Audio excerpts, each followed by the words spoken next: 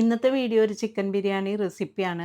ഇതിനായി ചിക്കൻ ആദ്യം ഒന്ന് മാരിനേറ്റ് ചെയ്ത് വയ്ക്കാം. മുളക് പൊടി, മഞ്ഞൾപ്പൊടി, ഗരം മസാല, ഉപ്പ് ചേർത്ത് അരമണിക്കൂർ വെച്ച ശേഷം ചിക്കൻ ഒന്ന് ഫ്രൈ ആക്കി എടുക്കാം.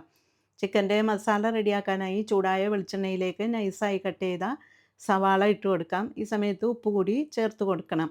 സവാള നല്ലോണം വെന്ത് പകുതിയാവുമ്പോൾ മാത്രം ഇഞ്ചി, വെളുത്തുള്ളി, പച്ചമുളക് ചതച്ചത് ഇട്ട് കൊടുക്കാം. നല്ലോണം ഒന്ന് വഴണ്ടി വരുമ്പോൾ തക്കാളി ചേർത്തിളക്കി ശേഷം മല്ലിയില, പുതിന ചേർത്ത് കൊടുക്കാം.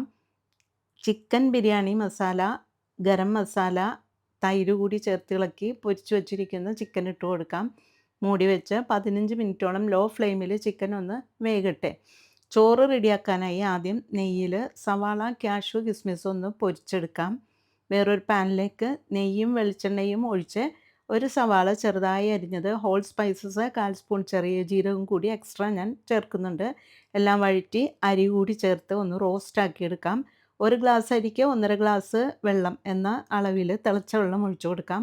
ആവശ്യത്തിന് ഉപ്പ്, 4 ഡ്രോപ്പ് പൈനാപ്പിൾ എസൻസ് ചേർത്ത് മൂടി വെച്ച് ലോ ഫ്ലെയിമിൽ വെള്ളം വറ്റുന്നവരെ ചോറ് വേവിക്കാം.